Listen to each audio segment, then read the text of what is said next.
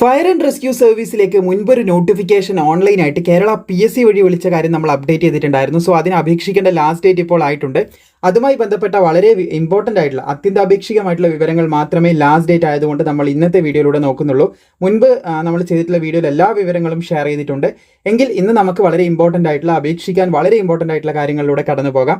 5/8/2026 ഇതിന് അപേക്ഷിക്കേണ്ട last date എന്ന് പറയുന്നത്. അപേക്ഷിക്കേണ്ട കാറ്റഗറി നമ്പർ 47/2026 എന്ന ഈ കാറ്റഗറി നമ്പറിലൂടെ PSCൻ്റെ വെബ്സൈറ്റിൽ നിങ്ങൾ വൺ ടൈം രജിസ്ട്രേഷൻ കംപ്ലീറ്റ് ചെയ്തവരാണെങ്കിൽ അതിൽ ലോഗിൻ ചെയ്ത് അപേക്ഷിക്കാം.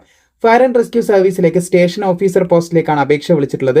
91,200 വരെയൊക്കെ ശമ്പളം ലഭിക്കുന്നത്, അതായത് 1,00,000 അടുത്ത് വരെ നിങ്ങൾക്ക് ശമ്പളം ലഭിക്കുന്ന ഒരു പോസ്റ്റാണ് ഇപ്പോൾ നിലവിൽ വിളിച്ചിട്ടുള്ളതെന്ന് ശ്രദ്ധിച്ചിരിക്കുക. നിലവിൽ ഒരു വേക്കൻസിയാണ് നിങ്ങളിവിടെ കാണുന്നതെങ്കിലും ഇത് യഥാർത്ഥ വേക്കൻസി ആവാൻ സാധ്യതയില്ല. കാരണം കേരള PSC ആണ് നിലവിലുള്ള വേക്കൻസി മാത്രമേ ഇവിടെ കാണിക്കത്തുള്ളൂ.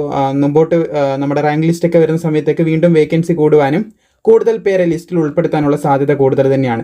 ഒരാൾക്ക് വേണ്ടി മാത്രമായിട്ട് വിളിക്കുന്ന നോട്ടിഫിക്കേഷൻ ആയിരിക്കില്ല, നമുക്ക് മനസ്സിലാക്കാൻ സാധിക്കുന്നതാണ്.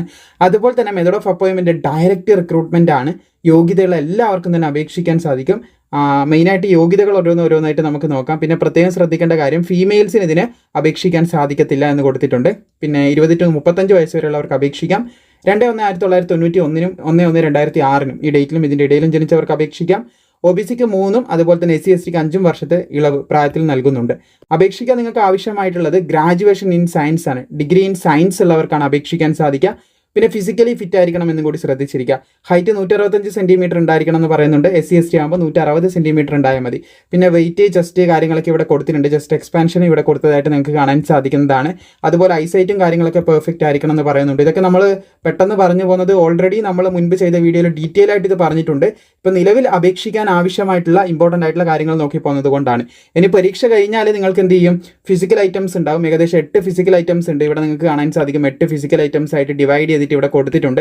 അപ്പോൾ ഇതിൽ ഏതെങ്കിലും എന്ത് ചെയ്താൽ മതി, 5 മാത്രം നിങ്ങൾ ക്വാളിഫൈ ചെയ്താൽ മതി. ഈ 8 നിങ്ങൾ ക്വാളിഫൈ ചെയ്യണമെന്നില്ല. ഇതിൽ ഏതെങ്കിലും 5 നിങ്ങൾ ജയിച്ചു കഴിഞ്ഞാൽ അല്ലെങ്കിൽ പാസ്സായി കഴിഞ്ഞാൽ നിങ്ങൾ എന്ത് ചെയ്യുന്നതായിരിക്കും, ഫിസിക്കൽ ക്വാളിഫൈ ചെയ്യുന്നതായിരിക്കും. അപ്പോൾ നിലവിൽ ഇതൊക്കെയാണ് ഇതിൻ്റെ ഇൻഫർമേഷൻ ആയിട്ട് പറയാനുള്ളത്. അപ്പോൾ യോഗ്യതയുള്ളവർ PSCൻ്റെ സൈറ്റിൽ കയറി വളരെ പെട്ടെന്ന് അപേക്ഷിക്കുക. ഇതുപോലുള്ള അപ്ഡേറ്റുകൾ പ്രോപ്പറായി ലഭിക്കാനായി കൃത്യമായി ഫോളോ ചെയ്യാനും, അതുപോലെ നിങ്ങളുടെ സുഹൃത്തുക്കളിൽ ഒരുപാട് പേരുണ്ടാവും നിങ്ങൾ രക്ഷപ്പെടണം എന്ന് ആഗ്രഹിക്കുന്നവർ, അവരിലേക്കും കൂടി ഷെയർ ചെയ്താൽ തീർച്ചയായിട്ടും അവർക്കും ഉപകാരപ്പെടുന്നതായിരിക്കും. ബാക്കിയുള്ള അപ്ഡേറ്റിനായിട്ട് നിങ്ങൾ കൃത്യമായിട്ട് ഫോളോ ചെയ്യുക. നിങ്ങൾക്ക് യോഗ്യതയുണ്ടെങ്കിൽ, താല്പര്യമുണ്ടെങ്കിൽ അപേക്ഷിക്കാതിരിക്കരുത്. തീർച്ചയായിട്ടും അപ്ലൈ ചെയ്യുക.